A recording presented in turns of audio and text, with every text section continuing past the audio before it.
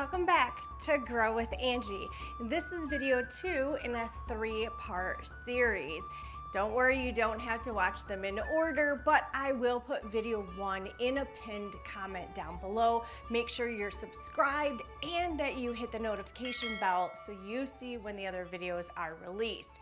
The first video was a harvest your iHarvest. In this video, I'm going to show you how to tear these apart and put them back together for a full deep clean. I didn't have my microphone on, I just had my camera following me wherever I went. I'm going to go back and I'll talk and explain through the process of doing that. And then in video 3, we're going to start a whole new harvest and I'm going to plant something totally new for me. So we're going to do that together and see how well it works, and I will track my journey through that growing process. Let's go back to yesterday and look at all the hard work that I did to take these apart, clean them, and put them back together. First, I want to start by saving my basil, and I'm just going to put them in some fresh water until I am ready to replant them.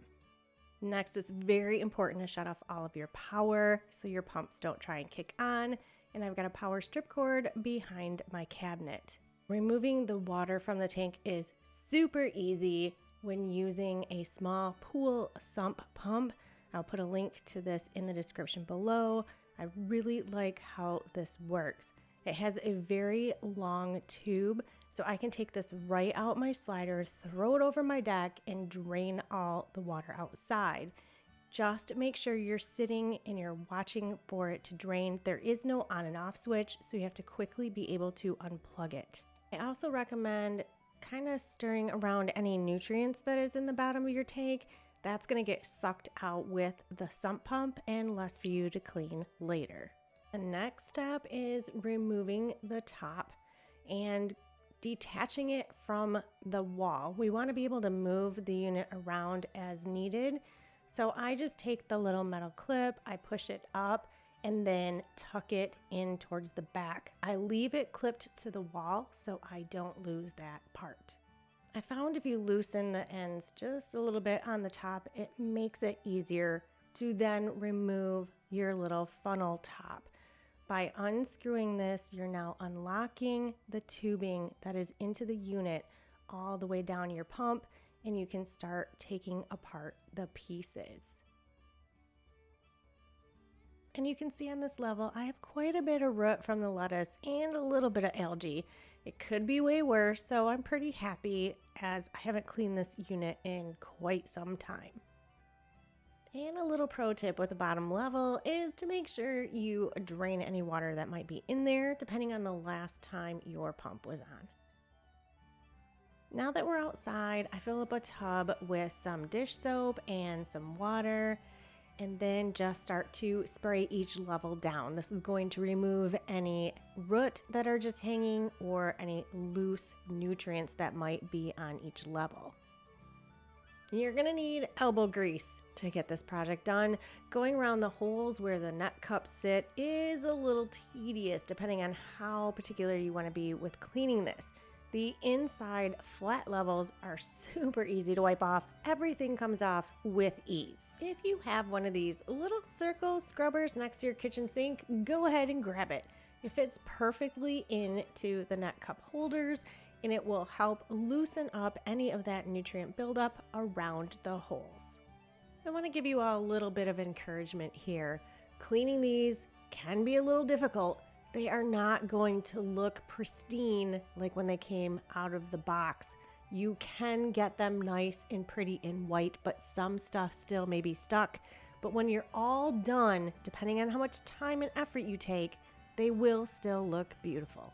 You have one more thing to do, and that is the base. If you are using a sump pump, give it a little bit of time to drip, and again, have some towels readily available so you're not messing up your floors.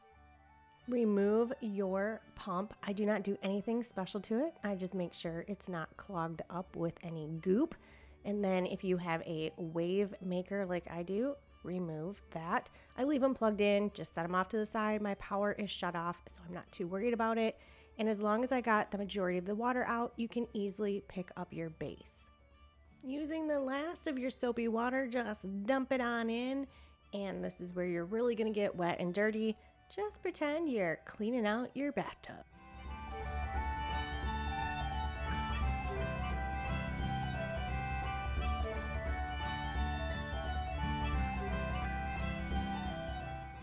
I'm cleaning the floors to get them ready for the tub to come back in, and I'm using this handy little vacuum cleaner I got from Amazon because I'm obsessed with Amazon, and it sits by my hydroponics all the time because it's so handy to have. But you can see my floors are perfect and there is no damage. Also see my walls are perfectly fine, so I've been really happy. I haven't done a lot to prevent leaking with these units, but I'm tired. Now we have to put the units back together. I first use a paper towel just to make sure there's no leftover water on them. I like to sit them outside for a little bit to air dry, but then I get anxious and want to continue the project and just get everything back where it needs to be. Don't forget the light cords. I put my pump and my fish wave maker back in, and the only thing I do for cleaning the pump is really just taking a paper towel and wiping down the outside of the tubing. Most of the nutrient buildup is on the outside. I have very little on the inside, so I don't worry about it at this point. Putting it back together is the opposite of taking it apart, which was the opposite of putting it together in the first place. If you need assistance on how to put this back together, or for some reason you forgot, please check out my unboxing and setup video for the Iharvest, and I will walk you through the steps individually, one by one, all of my tips and tricks for getting it back together. But really, honestly, once you do this a few times, it's super easy and it goes together and you just understand what you're doing and how it works. And yeah, there you go. Boom, I've got my Iharvest back in place. Whose idea was it to get 2 of these? Because now I gotta do it all over again. These are the kale that you have all admired on my Facebook group, Grow With Angie, as well as here on YouTube. I'm just taking out all the really good kale, and we are gonna make kale chips out of it throughout the 4th of July holiday, as well as freezing it for soups in the future.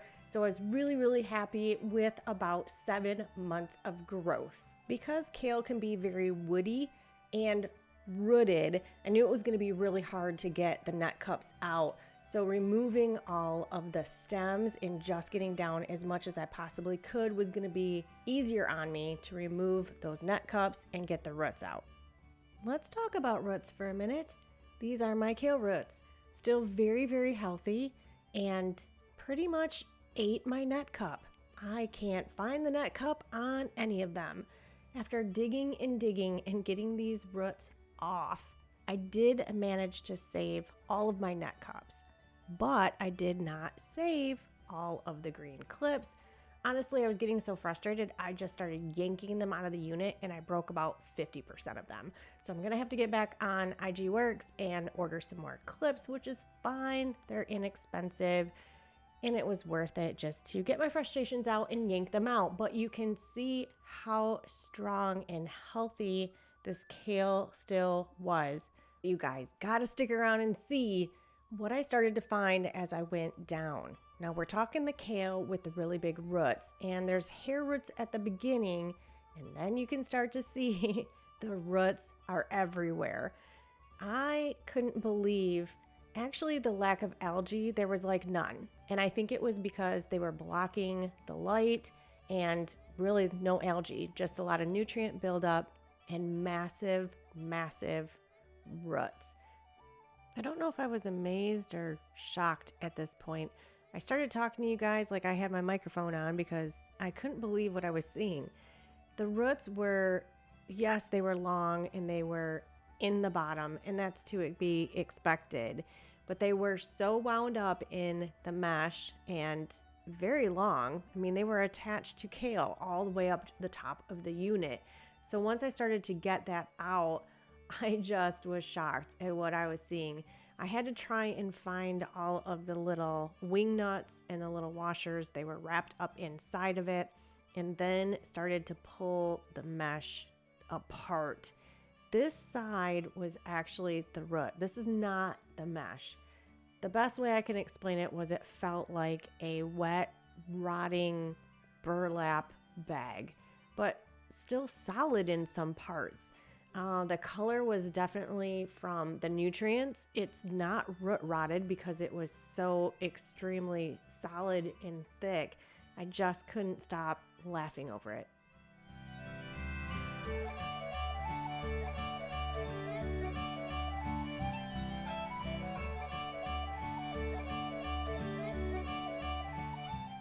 And you can see here, this side, this floor, this wall is totally fine. Everything looks great.